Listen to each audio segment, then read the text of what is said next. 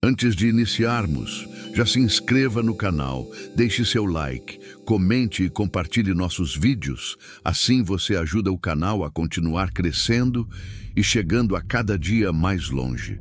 Tenham bons sustos. Até hoje, o silêncio me apavora.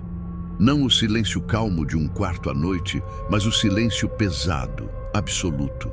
O tipo de silêncio que parece ter peso, que pressiona os seus tímpanos. O tipo de silêncio que eu encontrei sob as ruas de Paris. Meu nome é Pedro, e há 2 anos eu era só mais um mochileiro brasileiro de 20 e poucos anos, achando que era indestrutível e em busca de experiências autênticas. Eu desdenhava das filas para o Louvre e da multidão na Torre Eiffel. Eu queria histórias para contar, daquelas que ninguém mais teria. E em um albergue barato no Quartier Latin, eu encontrei a minha. Foi através de um cara chamado Jean-Luc, um francês com olhos fundos e um sorriso conspiratório. Ele era um catafile, um explorador urbano das catacumbas não oficiais de Paris.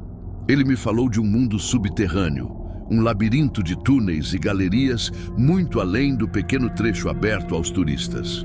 Um lugar com salões secretos, arte de rua subterrânea e uma escuridão que guardava a história real da cidade. A promessa de aventura era irresistível. Na noite combinada, nosso pequeno grupo de 6 pessoas seguiu Jean-Luc até uma rua deserta. Com uma ferramenta, ele abriu um bueiro enferrujado no meio do asfalto. Um por um, descemos por uma escada de ferro fria e escorregadia.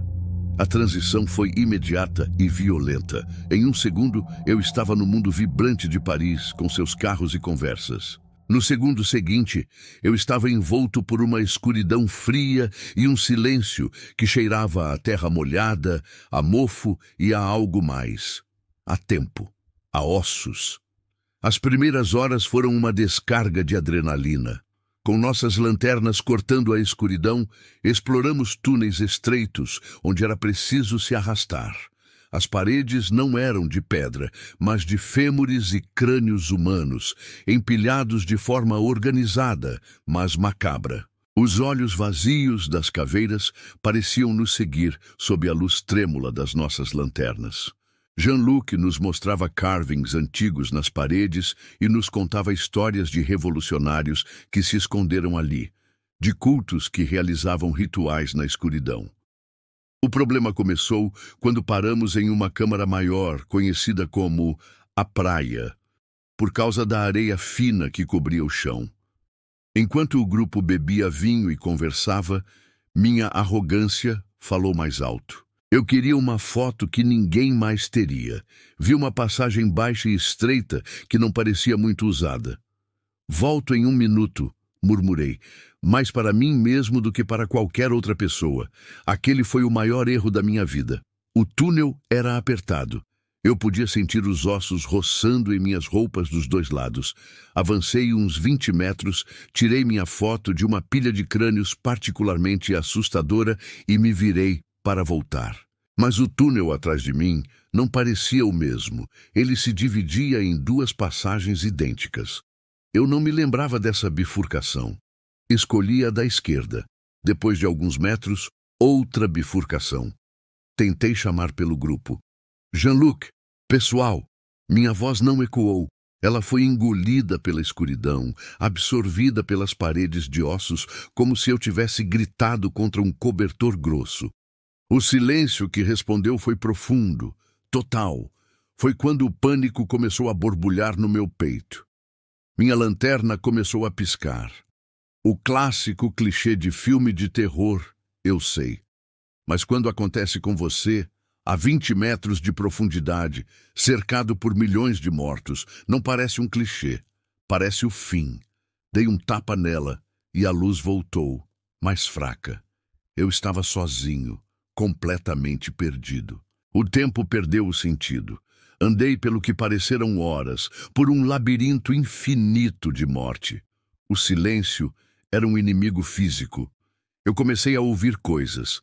Sussurros no limite da audição, o som de areia se movendo em um túnel distante. Eu sabia que era minha mente pregando peças, mas o medo não é racional. Foi então que ouvi um som que não era da minha cabeça. Era um arrastar suave, um skrrr, skrrr, como algo úmido e pesado sendo puxado sobre a pedra. Vinha da escuridão à minha frente. Congelei. Apaguei a lanterna, meu coração martelando contra minhas costelas, o som alto e obsceno no silêncio absoluto. Fiquei parado na escuridão total, prendendo a respiração, ouvindo. O som parou. E o que veio a seguir foi pior. O silêncio mudou. Antes era apenas a ausência de som. Agora era uma presença. O gotejar ocasional de água, que era minha única companhia sonora, cessou. Meu próprio zumbido nos ouvidos desapareceu. Era como se um vácuo tivesse sido criado ao meu redor. Um silêncio antinatural que parecia sugar todo o ar e toda a esperança. E na escuridão total na minha frente, algo tocou minha mão estendida. Não foi um toque humano. Foi frio, liso e duro como osso polido, mas se moveu. Se contorceu contra a minha pele por um instante antes de se retrair. Eu não gritei. O som ficou preso na minha garganta. O puro terror me deu uma energia que eu não sabia que possuía. Acendi a lanterna trêmula e corri. Corri cegamente na direção oposta, sem me importar com o caminho. Eu tropeçava, caía, me arranhava nas paredes de ossos, o feixe de luz dançando loucamente e revelando flashes de órbitas vazias e dentes arreganhados. E atrás de mim, o som voltou. SKR. SKR. SKR. Mais rápido agora. Mais perto. Não estava tentando se esconder, estava me caçando. Eu nunca olhei para trás. Não ousei. Eu apenas corri, soluçando, o pânico me rasgando por dentro. Quando minhas forças estavam no fim, quando eu estava pronto para desabar e ser consumido por aquela coisa, eu vi uma luz fraca e distante, um retângulo de luz amarelada no chão, uns 30 metros à frente, uma grade. Corri como nunca na vida. O som de arrastar estava logo atrás de mim, tão perto que eu podia sentir uma corrente de ar frio no meu pescoço. Me joguei contra a grade, empurrando com toda a força. Ela cedeu com um rangido metálico e eu caí com força em um chão de concreto sujo, em meio a um rugido ensurdecedor de metal e vento. Eu estava nos trilhos do metrô. Um trem passou buzinando a poucos metros de mim, me cegando com suas luzes. O barulho era a coisa mais linda que eu já tinha ouvido. Consegui subir na plataforma. As pessoas me olhavam como se eu fosse um fantasma, coberto de sujeira, sangue e lágrimas. Eu nunca mais vi Jean-Luc ou qualquer outra pessoa do grupo. Até hoje, não sei o que me tocou naquela escuridão. Não sei o que me perseguiu. E essa é a pior parte. Não ter um rosto para o meu medo. Só tenho o som daquele arrastar e a memória daquele silêncio pesado e faminto. Às vezes, quando estou sozinho em um quarto quieto à noite, eu acho que posso ouvi-lo. Um skrr suave, vindo do canto mais escuro. O silêncio de lá de baixo, de alguma forma, me seguiu aqui para cima. E eu tenho a terrível sensação de que, um dia, ele virá buscar o que deixou escapar.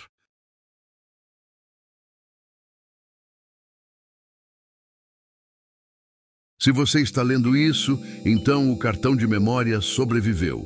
Eu o escondi dentro de uma garrafa térmica vazia, enfiada no fundo da minha mochila. Não sei se vou conseguir sair daqui para enviá-lo eu mesmo. Meu erro foi buscar o não mapeado, o autêntico. Encontrei, e agora pago o preço. Tudo começou há uma semana. Como fotógrafo e blogueiro de viagens, eu estava cansado dos destinos de sempre. Queria algo que ninguém tivesse visto, uma história que só eu pudesse contar. Foi quando ouvi falar de uma ilha minúscula e remota na costa de Portugal, um lugar que nem aparecia em muitos mapas detalhados. A Ilha da Neblina Eterna.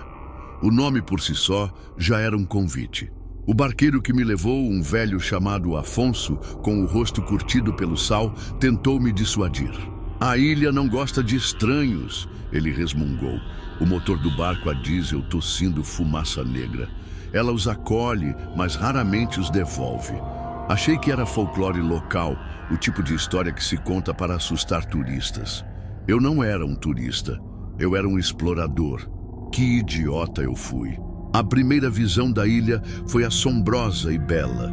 Um pico de rocha vulcânica negra emergindo do Atlântico, quase perpetuamente envolto por um nevoeiro denso e úmido que lambia a costa. Havia uma única vila, um aglomerado de casas de pedra escura com telhados de ardósia, espremidas em uma pequena enseada. Não havia porto de verdade, apenas um cais de pedra escorregadio. Ao desembarcar, a primeira coisa que me atingiu não foi a visão, mas o silêncio. Um silêncio pesado, anormal. O som das ondas quebrando nas rochas parecia abafado, como se o próprio ar fosse mais denso ali. Os poucos habitantes que vi me observavam das janelas escuras de suas casas. Eles não acenaram, apenas observaram. Fui recebido por uma mulher chamada Elara, a dona da única estalagem. Ela tinha um sorriso que não alcançava seus olhos, olhos esses de um cinza pálido, como o mar antes de uma tempestade. "Seja bem-vindo", disse ela, sua voz soando estranhamente formal. "Esperávamos por você." A frase me arrepiou, mas ignorei. A estalagem era rústica, cheirava a madeira úmida e a algo mais. Salmoura, talvez. Fiquei no único quarto de hóspedes. Naquela primeira noite, o som do farol abandonado no penhasco ecoou pela névoa. Um som longo, gutural, melancólico. Bum, bum, bum.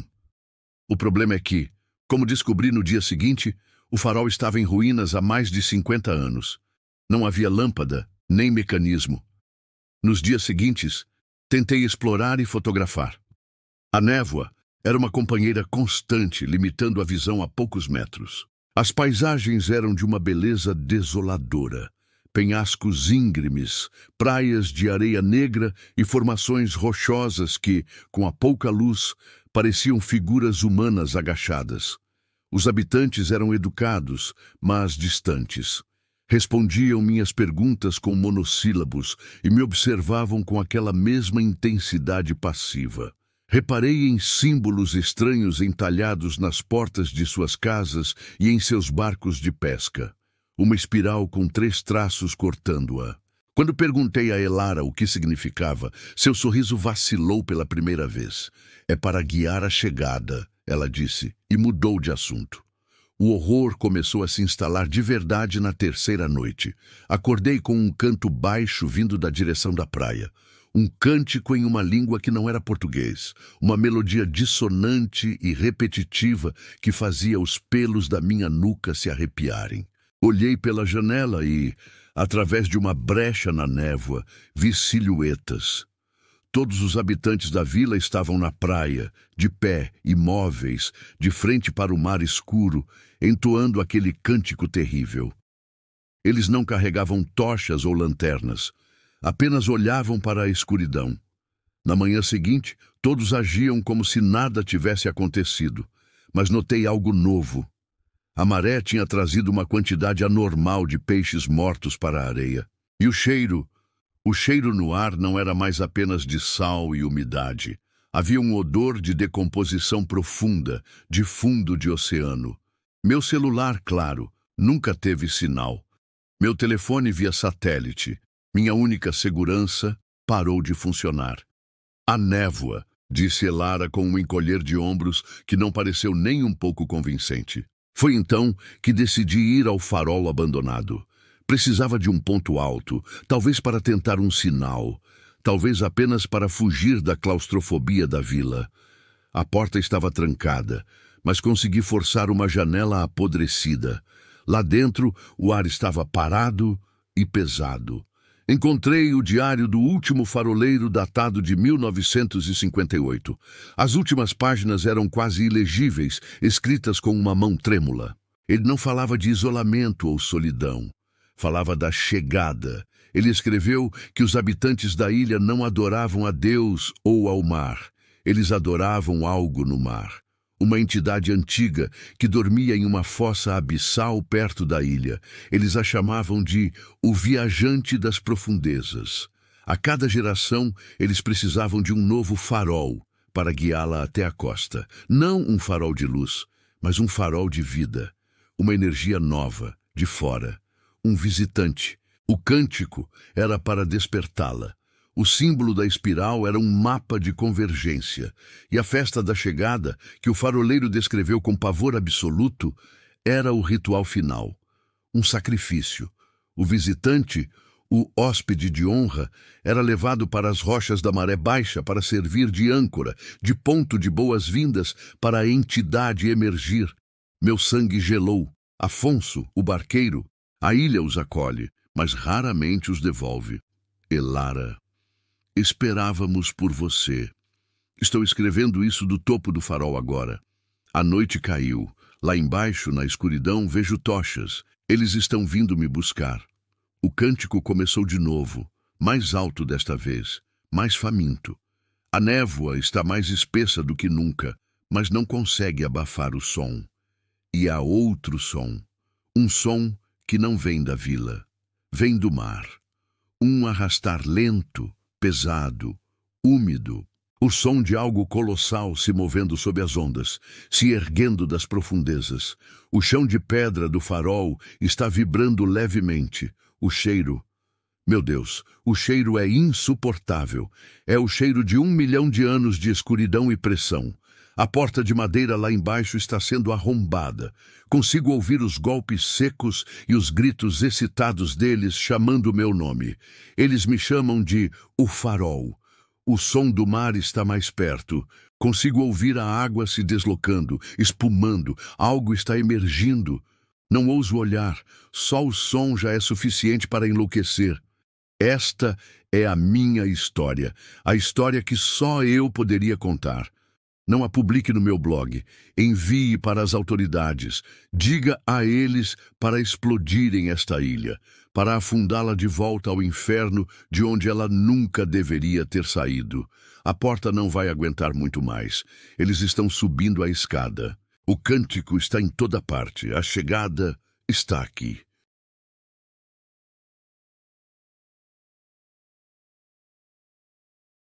Eu sempre acreditei que cada lugar tem uma memória, que eventos intensos, emoções fortes, podem deixar uma mancha na própria tapeçaria da realidade. Eu era um jornalista, um caçador dessas manchas, dessas histórias. Foi o que me levou à ferrovia transiberiana no auge do inverno.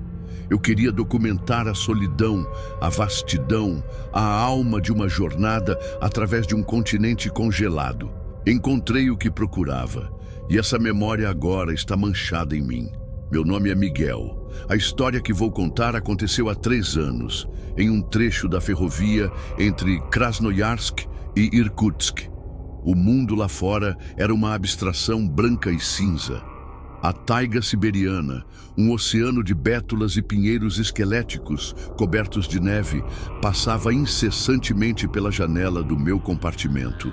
Dentro do trem, a vida era um microcosmo aquecido de conversas em russo, o cheiro de chá preto e o ritmo constante, hipnótico, das rodas nos trilhos. Clac, clac, clac, clac, clac, clac. Na terceira noite da viagem, algo quebrou esse ritmo. Acordei de madrugada com um solavanco violento, seguido de um silêncio profundo. O trem havia parado. Lá fora, apenas a escuridão e a neve que caía densa, iluminada pela luz fraca do nosso vagão. Passaram-se uns 20 minutos de quietude total. E então, um outro solavanco, metálico e pesado, ecoou pela composição. Parecia que um novo vagão tinha sido engatado. Segundos depois, o trem começou a se mover de novo. No início, não dei importância. Manobras, problemas mecânicos, sei lá. Mas foi aí que senti um frio. Não era uma corrente de ar. Era um frio profundo, que parecia emanar do chão, subindo pelas minhas pernas. Durou menos de 1 minuto e depois se foi. Voltei a dormir inquieto. Na manhã seguinte, o clima no nosso vagão tinha mudado. As pessoas falavam em voz baixa, olhando para o fim do corredor, na direção do último vagão. Sergei, o provodnik, o atendente do vagão, um homem corpulento com um rosto que parecia esculpido em um carvalho siberiano, tinha uma expressão sombria. Notei que a janela do meu compartimento, que sempre ficava quente por causa do aquecedor, agora tinha uma fina camada de gelo por dentro. "O aquecimento está quebrado no último vagão", ouvi uma mulher dizer. "Mas os engenheiros foram lá. Disseram que as caldeiras estão funcionando no máximo." Durante o dia, a história se espalhou. O último vagão, o número 14, estava gelado. Não frio, mas gelado. As pessoas que estavam lá pediram para ser movidas e se amontoaram em outros compartimentos. A porta que conectava nosso vagão, o 13 ao 14, foi fechada por Sergei. Ele colocou um pano grosso no vão inferior, como se tentasse impedir que algo vazasse. Foi no final da tarde que o horror realmente começou. Um jovem casal que não conseguiu outro lugar e decidiu ficar no vagão 14 foi encontrado. A história oficial que nos contaram foi um vazamento de gás, um problema de ventilação. Mas eu estava perto do compartimento de Sergei quando os médicos saíram de lá, pálidos como papel. Estavam congelados. Um sussurrou para o outro. Azuis, como se tivessem dormido na neve. Naquela noite eu não consegui dormir. A curiosidade jornalística misturada com um medo primitivo me roía por dentro. Eu precisava ver, precisava entender. Esperei até que o corredor estivesse vazio, o ritmo do trem sendo o único som. Aproximei-me da porta para o vagão 14. O ar ao redor dela era visivelmente mais frio. A maçaneta de metal estava coberta por uma camada branca de geada. Quando a toquei, ela queimou minha pele de tão fria. Respirei fundo e girei. A porta se abriu com um protesto rangente. O que vi, ou melhor, o que senti, vai me assombrar para sempre. Era como entrar em um túmulo. O silêncio era a primeira coisa. O clac-clac das rodas havia desaparecido. O ar era pesado, imóvel e de um frio que roubava o fôlego. Minha respiração se transformou instantaneamente em uma nuvem de cristais de gelo que pairava à minha frente. As paredes, os assentos, o chão, tudo estava coberto por uma camada cintilante de gelo. E as janelas? As janelas não mostravam a paisagem lá fora. Estavam opacas, cobertas por uma camada espessa de gelo, mas não era um gelo liso. Dentro dele havia formas, rostos, dezenas de rostos distorcidos, com bocas abertas em gritos silenciosos, gravados no gelo como fósseis. Foi então que os vi. Eles estavam sentados nos beliches, em pé no corredor. Figuras translúcidas, com um brilho azulado, quase invisíveis contra o interior branco do vagão.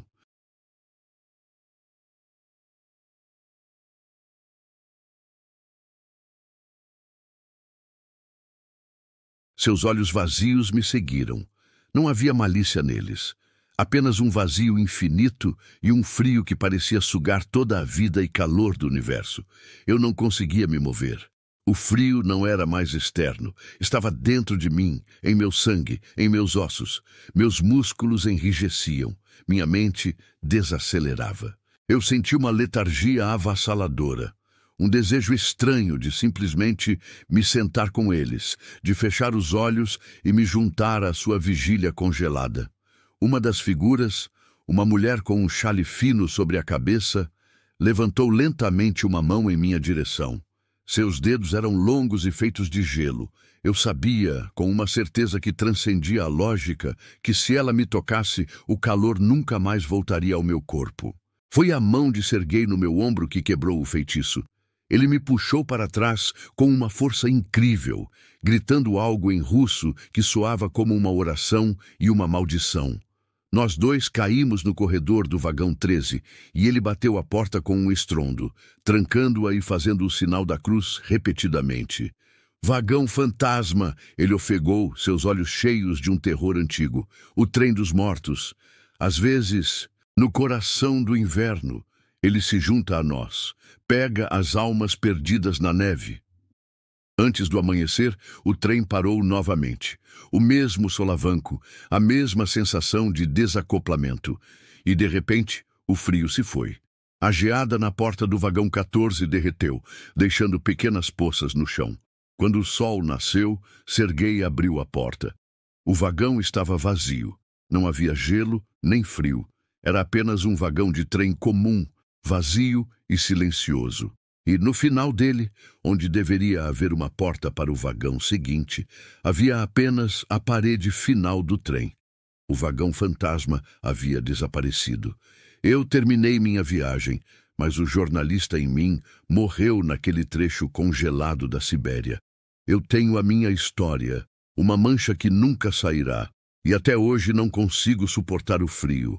Qualquer brisa gelada me traz de volta aquele silêncio mortal, aqueles olhos vazios. E eu sei que o vagão fantasma ainda está lá fora, correndo sobre trilhos invisíveis, esperando a próxima nevasca para engatar em um trem de vivos e oferecer uma passagem só de ida para o seu inverno eterno.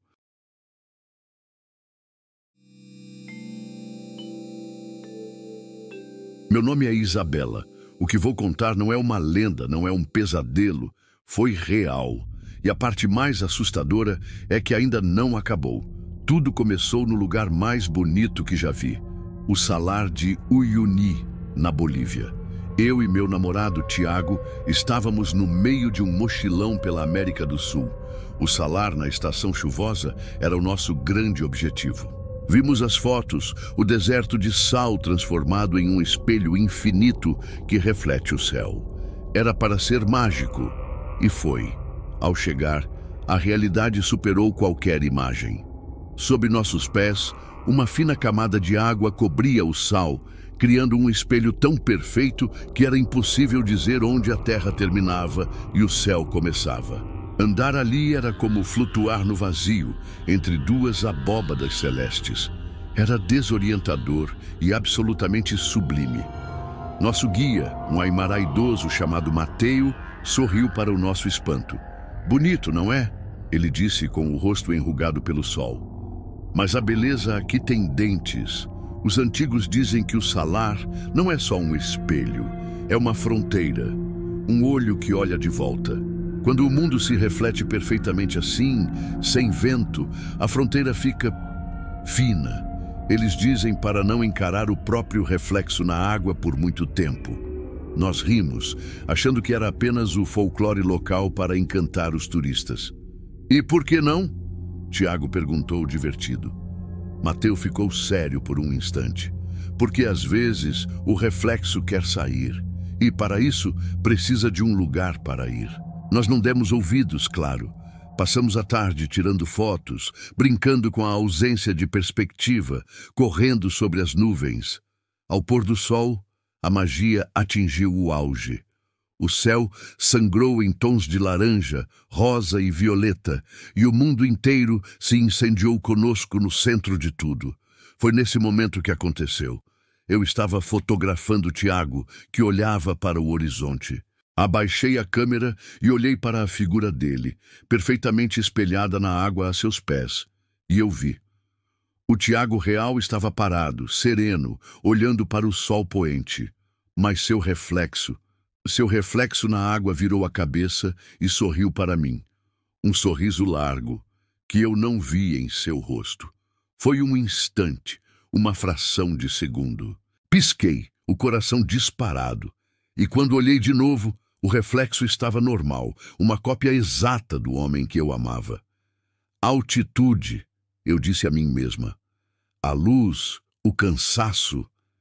Encontrei 1000 desculpas porque a verdade era impensável. Na manhã seguinte, deixamos o salar. Tiago estava normal, ou quase. Ele parecia mais quieto. Atribuí isso ao cansaço da viagem. Mas então, as pequenas coisas começaram. No café da manhã, ele, que sempre foi destro, pegou a xícara com a mão esquerda. Comentei sobre isso e ele riu. "Sempre gostei de variar, você nunca reparou?" Ele disse. Eu tinha reparado. Em 5 anos de namoro, eu teria reparado. 2 dias depois, em La Paz, estávamos falando sobre nossa infância. Mencionei a cicatriz que ele tinha acima da sobrancelha de quando caiu de bicicleta aos 8 anos. Ele me olhou de forma estranha.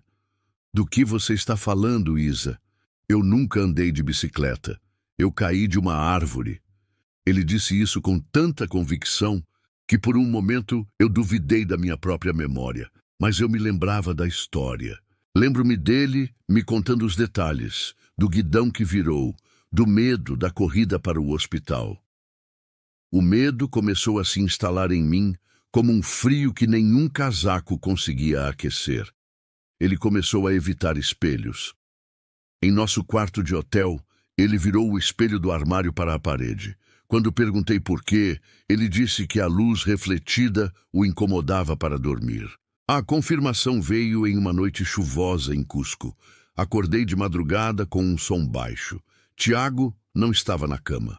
Olhei ao redor e o vi, de pé, perto da janela escura do quarto. A chuva batia no vidro, criando uma superfície reflexiva e distorcida. Ele estava olhando para seu próprio reflexo e ele estava falando com ele. Não com a boca. Seus lábios estavam imóveis, mas eu ouvia um sussurro sibilante no quarto, um som que parecia vir do próprio vidro da janela. Era uma conversa.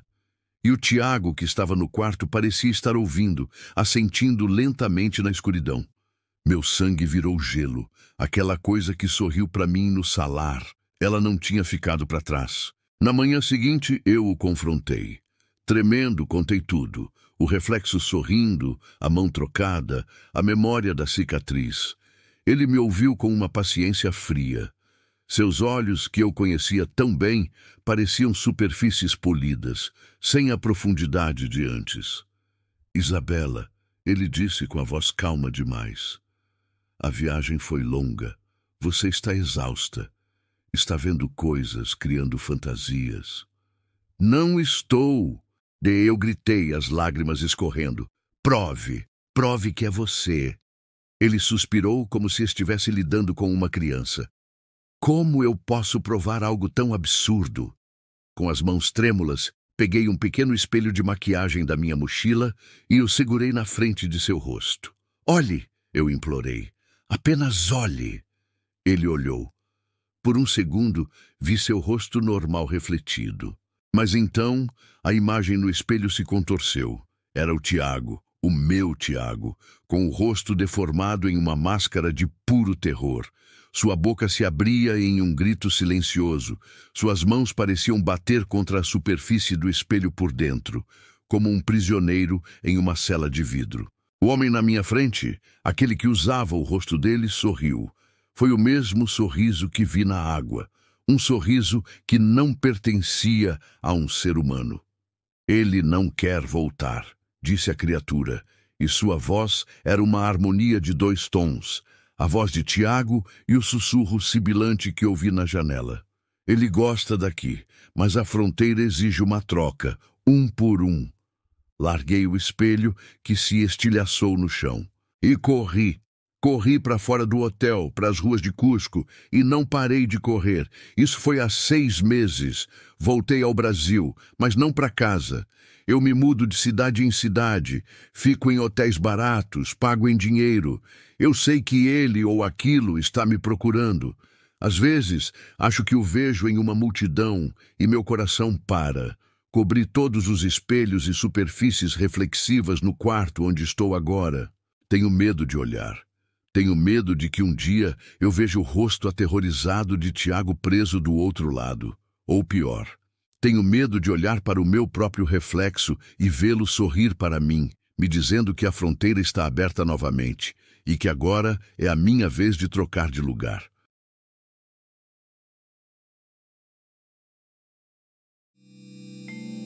A pior parte de toda essa história é que eu mesmo me coloquei nela. Eu, com meu espírito aventureiro, a teimosia de querer fugir dos roteiros clichês e a certeza de que nada de ruim aconteceria comigo. Lembro-me daquele dia de sol. A paisagem pintada de tons vibrantes de laranja e amarelo, a estrada de terra que se estendia preguiçosa à minha frente e o rádio do carro tocando uma música que hoje me assombra. Meu destino era uma cidadezinha no interior de Minas Gerais, famosa por suas cachoeiras e trilhas, mas em vez da rodovia principal, decidi pegar um atalho que, segundo o mapa, cortaria o tempo de viagem pela metade. O atalho era uma estrada vicinal, estreita e sinuosa, que serpenteava por uma mata densa. A princípio, o silêncio era agradável. A brisa que entrava pela janela tinha o cheiro de mato molhado e terra. E a única melodia era o canto dos pássaros e o ruído dos pneus no cascalho. Mas à medida que o sol começou a se pôr e a paisagem foi engolida pela penumbra, algo mudou. A mata parecia mais fechada. As árvores mais escuras e o silêncio, antes pacífico, se tornou opressor. De repente o rádio chiou e o som de uma voz fraca e sussurrante preencheu o carro. A voz parecia vir de todos os lugares ao mesmo tempo, sussurrando palavras indistintas. O pânico começou a subir pela minha garganta. Eu pisei fundo no acelerador, desesperado para sair daquele lugar. Mas a estrada parecia não ter fim. Foi então que vi, à beira da estrada, no meio do nada, uma figura solitária. Era uma mulher, vestida com roupas de época, brancas, manchadas de marrom e rasgadas. Seus cabelos eram escuros e emaranhados. E o rosto, coberto de fuligem, tinha 2 buracos negros no lugar dos olhos. Ela não se movia, apenas estava ali, parada, com o que restava dos lábios formando um sorriso perturbador. O carro passou por ela em um borrão, mas eu pude ver em meu retrovisor que ela estava me encarando. Ela não piscou. Seus buracos negros pareciam me seguir, me julgando. Eu acelerei ainda mais, e a cada curva da estrada, eu olhava para o retrovisor, esperando vê-la de novo. Foi quando, em um acesso de nervosismo, o carro derrapou em um trecho de cascalho e parou, com o motor engasgando. Eu tentei dar a partida novamente, mas o motor não respondia. O silêncio voltou, mas dessa vez era carregado de uma tensão que me fez gelar. A mata parecia espreitar ao meu redor, os ruídos da floresta se intensificando, o farfalhar das folhas e o estalar de galhos. Olhei para o espelho do retrovisor novamente. Dessa vez, ela não estava mais me encarando. Ela estava no banco de trás. Senti o hálito gélido em minha nuca. A voz, antes um sussurro, agora era um sussurro diretamente em meu ouvido.